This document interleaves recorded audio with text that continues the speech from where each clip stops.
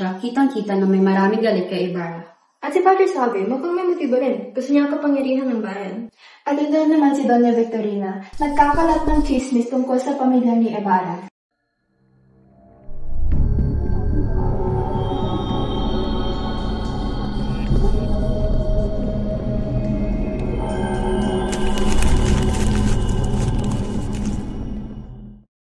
Ating nakausap ang isang testigo na may alam tungkol sa sabwatan.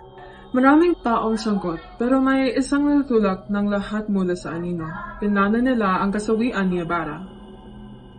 Alam naming si Padre Damaso ang nagpakalat ng masasamang kwento laban kay Ibarra para mawalan siya ng suporta sa bayan. Sabi ng lola ko, si Padre Damaso ang nagtulak sa makapangyarihan para hindi payagan ang paralan ni Ibarra. Si Padre Damaso ang nag-udyok na ipakulong si Ibarra gamit ang mga gawa-gawang ebidensya laban sa kanya.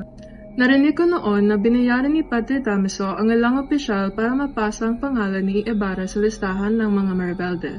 Kung hindi pinigilan ni Padre Damaso ang proyekto ni Ibarra, sana may eskwelahan na kami ngayon para sa mga batang Pilipino. Sa dami ng testimonya laban kay Padre Damaso, sino pa kaya ang nagsasabi ng totoo?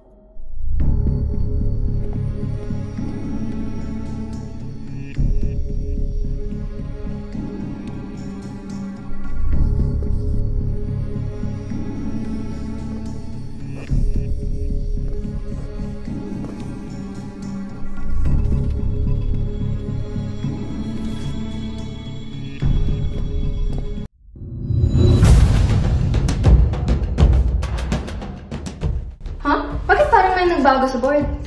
May nagtatakang sirain ng ebidensya.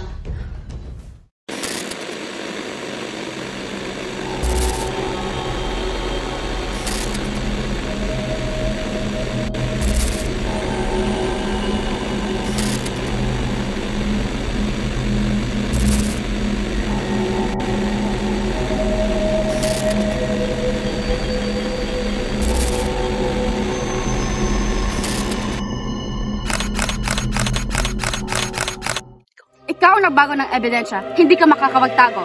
Hindi ako! Aminin mo na!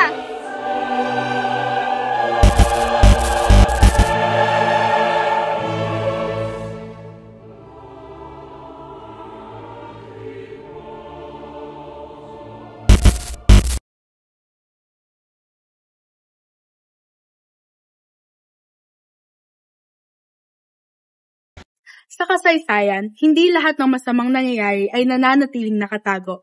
Sa wakas, nahuli na din ang salarin kung bakit nangyari ang kasawian ni Crisostomo Ibarra.